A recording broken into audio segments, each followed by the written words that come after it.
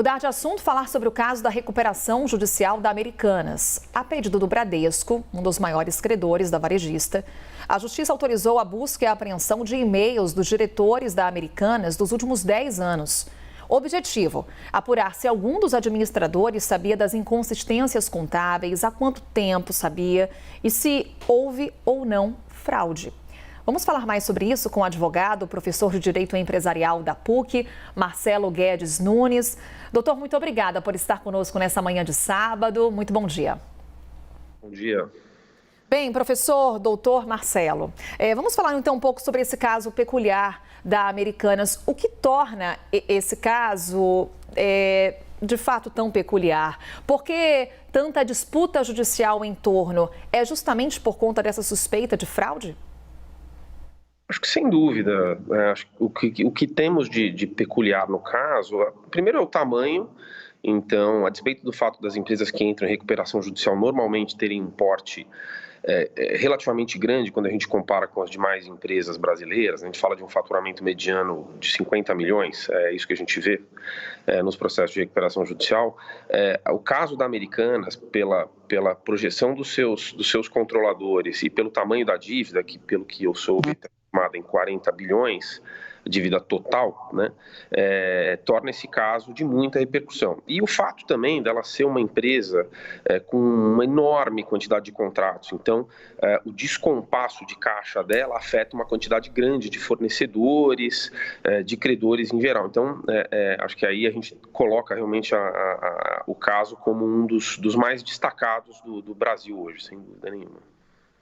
Bem, professor, há uma separação, o senhor se refere aí aos principais acionistas, que são bilionários, como é fato conhecido, e é isso, inclusive, que torna o debate ainda mais peculiar, ainda nessa linha. E aí, professor, há uma separação entre o patrimônio dos acionistas e o patrimônio da empresa. Só há essa confusão quando a gente fala da desconsideração da personalidade jurídica da Americanas. Caso provada a fraude, seria o caso, então, do patrimônio dos acionistas responder perante a pessoa jurídica? Então, na verdade, assim, a desconsideração da personalidade jurídica é um instituto que basicamente estende, né, os efeitos, as dívidas que são da pessoa jurídica para as pessoas dos sócios ou dos administradores. Está lá no artigo 50 do Código de Processo Civil. E ele, para ser decretada a desconsideração, ela depende de você demonstrar a existência de certos pressupostos, né, que estão todos ligados a uma espécie de um conceito de abuso da forma da pessoa jurídica. Né?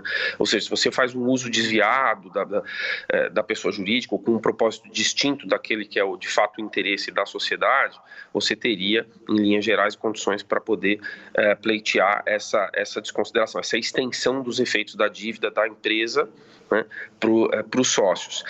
E, claro, toda vez que esses requisitos são demonstrados como estando presentes, você teria condições de obter essa desconsideração. Ou seja, o caso da fraude seria um dos pressupostos para levar em consideração para recorrer a esse instituto, professor? Então, aí, primeiro a gente precisaria verificar se de fato houve uma fraude, que em condições ela aconteceu, né? E quando a gente observa ali o artigo 50, a gente vê, por exemplo, o caso mais frequente de desconsideração, que é o de confusão patrimonial. Assim, pelo que eu percebi até agora, uma das alegações é de que haveria distribuição de dividendos e pagamento de remuneração aos administradores, mesmo com a empresa estando em prejuízo, né, dando prejuízo, ou desvio de finalidade. Né? Então, sim, dependendo das circunstâncias em que a fraude, essa suposta fraude, se houver a demonstração dela for comprovada, poderia haver, sim, a decretação da desconsideração com a extensão dos efeitos. Mas isso, de novo, depende de como as provas forem evoluídas, que eu acho que é um pouco do que o caso está discutindo hoje. Né? Eles estão tentando ter acesso a provas para verificar se houve ou não.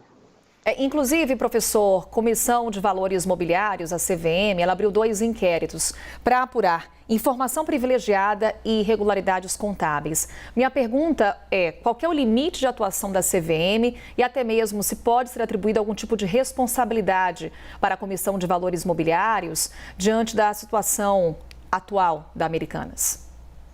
A CVM ela é a xerife do mercado de capitais. Então, ela basicamente supervisiona e apura, através de processos sancionadores, eventuais ilícitos que sejam cometidos dentro do mercado de capitais, ou seja, basicamente na compra e venda de valores imobiliários e de ações. Uma das dúvidas que paira hoje é se, eventualmente, pessoas teriam tido acesso privilegiado, antecipado a informações sobre a suposta fraude e teriam, em algum momento, em alguma medida, se antecipado em vender as ações num valor ainda maior para poder evitar sofrerem os efeitos do que seria uma esperada queda das ações quando essas informações fossem divulgadas ao mercado, né?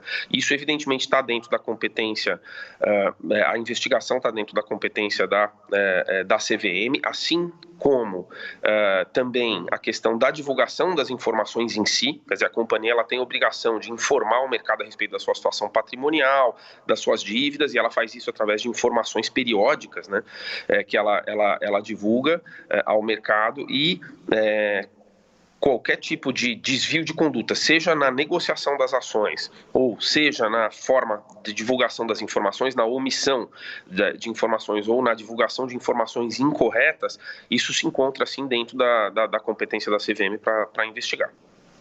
Bem, professor, para a gente encerrar, falar um pouquinho sobre esse processo de recuperação judicial. O que acontece nesse momento, a partir desse prazo? O que é esperado dos próximos passos da Americanas? Olha, o processo de recuperação judicial, ele é um processo, vamos dizer assim, de negociação judicial das dívidas. Então, assim, o juiz da recuperação, ele não tem um poder de determinar, vamos dizer assim, de adjudicar ou de julgar quanto é devido e por quem é devido. Ele basicamente cria um ambiente institucional dentro do processo para que as partes, leia-se, de um lado os credores e de outro lado a própria empresa, possa tentar renegociar suas dívidas para dar uma solução de continuidade para o negócio. O que, via de regra, em situações normais, é de interesse de todo mundo, né? Ninguém quer uma empresa de grande porte falindo, né?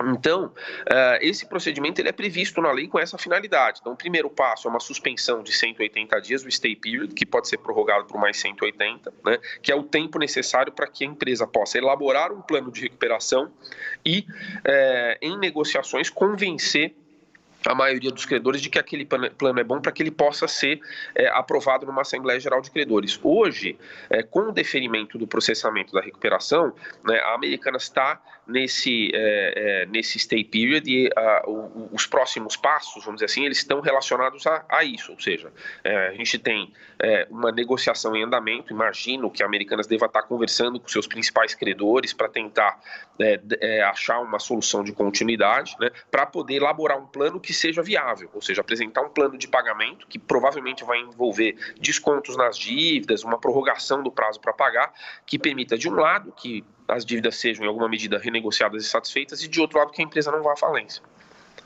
Marcelo Guedes, ele é advogado, professor de Direito Empresarial, nessa conversa aqui conosco. Professor, mais uma vez, obrigada por dispor de um tempo aqui com a gente e um bom dia.